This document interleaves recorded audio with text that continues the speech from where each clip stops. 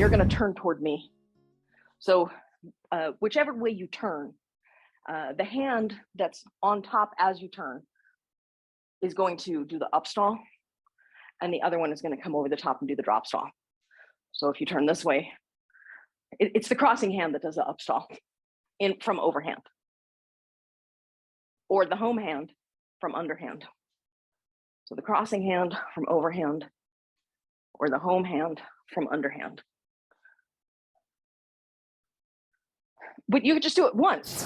I do the box saw, and then I turn back to where I came from, and I'm in underhand. And then I can do the box saw from there, and I'm back to overhand. I don't think that's as dynamic looking in performance. I like the 360 turns, but that's personal preference.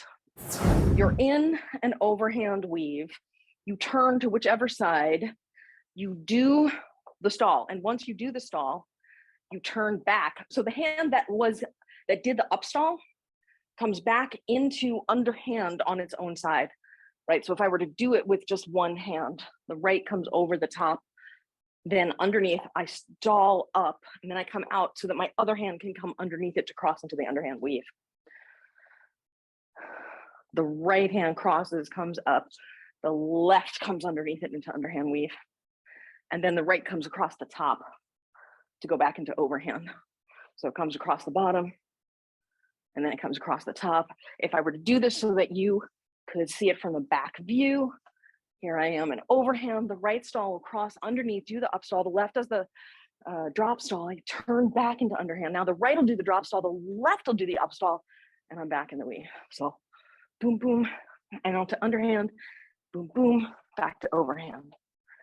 Boom, boom, to underhand, boom, boom, back to overhand, demonstrating with the other version of it from the back. Now the left hand does the up stall, and then the left hand will do the drop stall.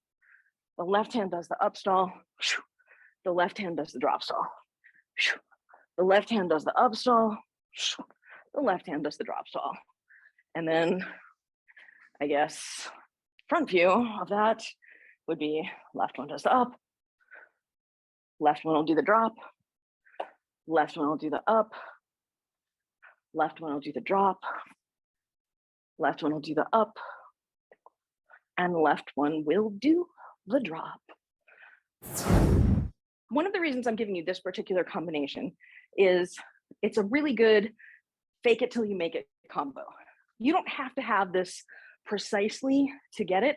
And there isn't much, even this, you don't really have to have it precisely, but just the weave into it, it'll give you the practice of how to enter into the move while you're still nailing the technique.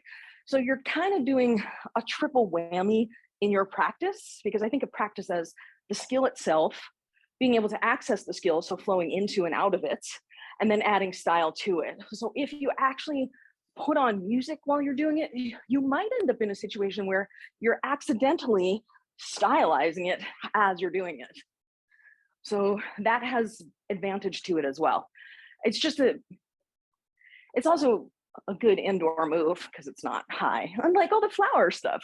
And it's not a lot of space, so you don't have to move your furniture necessarily.